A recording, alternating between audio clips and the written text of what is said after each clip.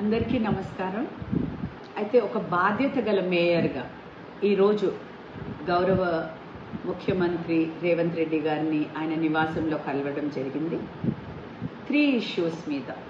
ఒకటేమో standing committee elections గురించి, రెండోదేమో general body conduct చేయాలి అన్న విషయంలో, మూడోది రివ్యూ మీటింగ్స్ గురించి. అయితే ఆయన కూడా అవన్నీ విన్నాక చాలా సానుకూలంగా స్పందించారు.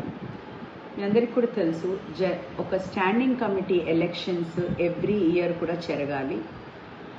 సో నవంబర్ లోపల మా స్టాండింగ్ కమిటీ టెన్యూర్ అయిపోయింది. సో ఎలక్షన్స్ ఇమీడియట్గా జరగవలసి ఉండే, కానీ కోడ్ వలన, ఎమ్మెల్యేస్ కోడ్ వలన ఎలక్షన్ జరగలేకపోయింది.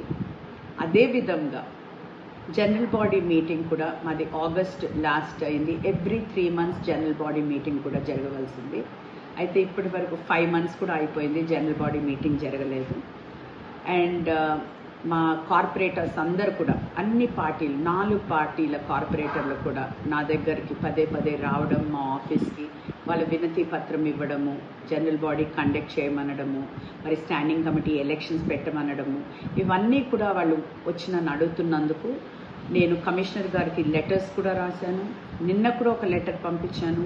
ఇప్పటి వరకు కూడా మాకు ఏమీ రెస్పాన్స్ రాలేదు. కాబట్టి నేను స్వయంగా ఈరోజు గౌరవ ముఖ్యమంత్రి గారిని కలవడం జరిగింది. ఆయన ఇమీడియట్గా కమిషనర్ గారికి ఫోన్ చేయడం, నా ముందలే ఫోన్ చేయడం కూడా జరిగి ఆయనకి ఇన్స్ట్రక్షన్స్ కూడా ఇవ్వడం జరిగింది. అంతేకాని నేను ఏ పార్టీ మారుతున్నాననేసి కానివ్వండి, ఇవన్నీ కూడా అవాస్తవము.